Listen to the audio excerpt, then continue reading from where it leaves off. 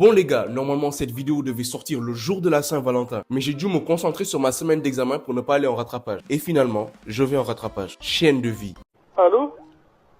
Allô, Salam?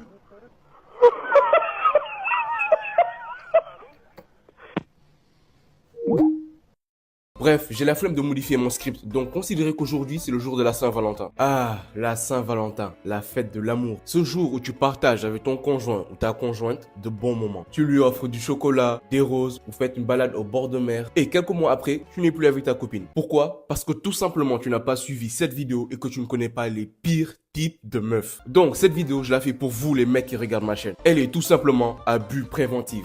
Ah, attends, par contre, je vais t'arrêter tout de suite. Je vais t'expliquer un truc, moi je suis un nerveux. Donc là, à tout moment, ça part en fait.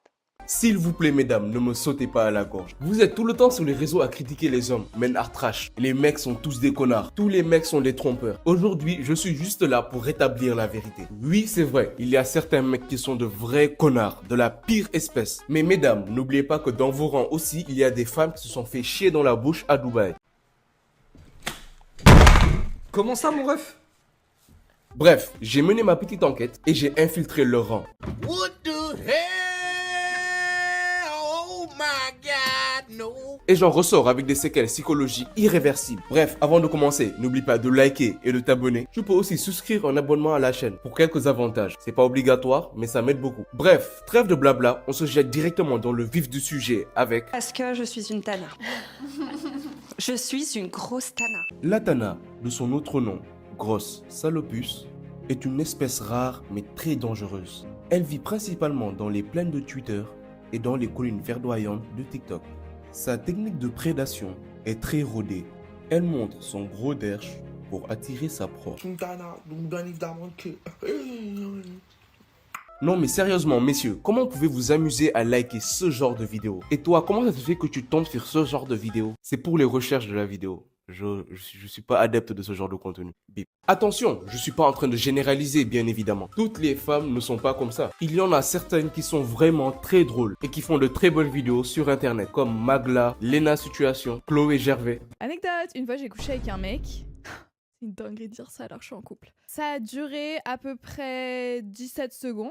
En fait, non, je me suis trompé pour la dernière. Bref, tout ça pour vous dire qu'il y a des meufs qui réussissent à vous faire rire tout simplement grâce à leur talent humoristique. Et il y en a d'autres, le meilleur moyen qu'ils ont trouvé pour nous faire rire, entre guillemets, c'est de se traiter de tana. Je sais que l'autodérision, c'est une forme d'humour, mais ça, c'est juste se dénigrer. C'est comme si moi, jeune Renoir du 21e siècle, je faisais une trend TikTok pour dire qu'on arrête de nous appeler noirs, mais qu'on nous appelle sale N-word. Est-ce que je suis en train de tout whipping? Oui, bien évidemment. Mais est-ce que j'en ai quelque chose à foutre? Pas vraiment. Le problème avec les tanas, c'est qu'elles veulent forcément t'expliquer pourquoi tu as tort et elles ont raison. Alors que moi, mon objectif, c'est de leur faire comprendre que se traiter de tana, ce n'est pas le move le plus intelligent à faire. Bah il a pas tort, il a pas tort. Il a pas tort. C'est qu'il a pas tort. Mais en vrai, chacun fait ce qu'il veut. Si c'est ton kiff de te dénigrer, Je dis, si les gens sont plus heureux comme ça, roulez jeunesse. heureusement, toutes les femmes ne sont pas comme ça. Il y en a d'autres qui sont complètement à l'opposé de celles dont je viens de parler. Je parle, bien évidemment, des... Putain d'ours est moins dangereux qu'un putain d'homme, d'accord? Bon, Smile, le combat va être dur. Elles vont essayer de démonter tes arguments un par un. Mais l'objectif final, c'est juste de leur faire ouvrir les yeux pour qu'elles se rendent compte qu'en vrai, elles sont juste super casse-couilles. Mais je parle plutôt de celles qui considèrent que tous les hommes sont des abominations. Je suis totalement pour qu'on écrase les hommes. Totalement pour. Je pense que c'est le moment de reprendre un peu le contrôle.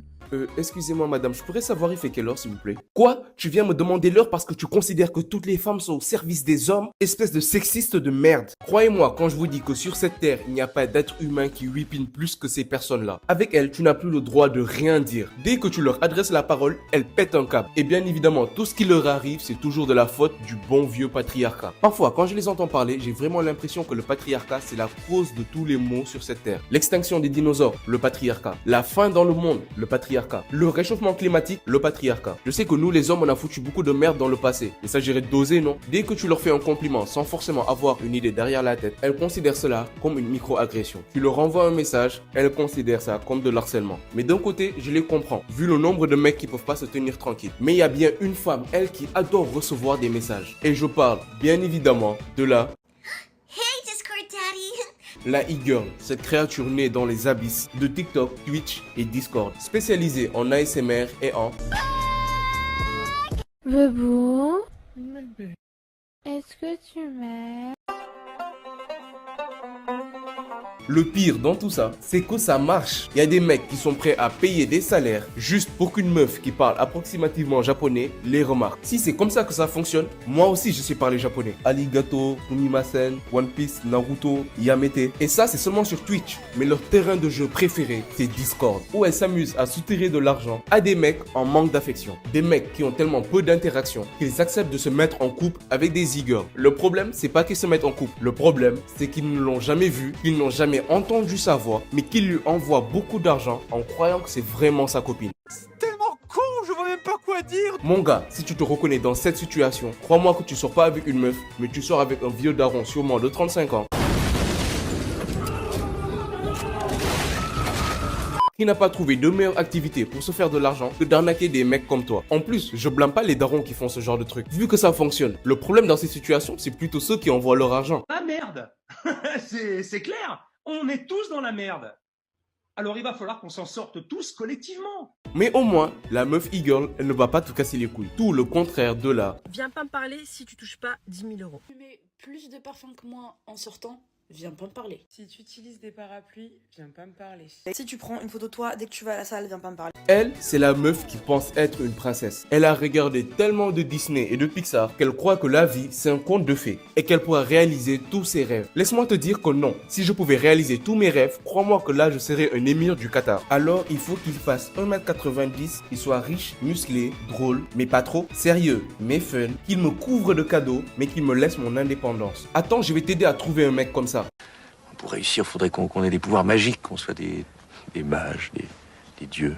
Il n'existe pas, tout simplement. Le mec parfait, le mec de tes rêves, il n'existe pas. Tout comme la meuf parfaite, la meuf de nos rêves, elle n'existe pas. S'agirait d'ouvrir les yeux et de se rendre compte que même nous, on n'est pas parfait. Alors pourquoi demander une personne parfaite? Ouais, je fais de la philosophie à mes heures perdues. Si tu continues à être autant exigeante et à ne rien faire pour que toi tu évolues, laisse-moi te spoiler la fin de l'histoire. Tu vas faire un métier qui te plaît pas, avoir un salaire qui ne te suffit pas. En gros, avoir une situation de merde. Lui, ça se voit, il a une vie de merde, lui. Regarde, un glandeur. Va travailler un peu. Ferme-la, va travailler.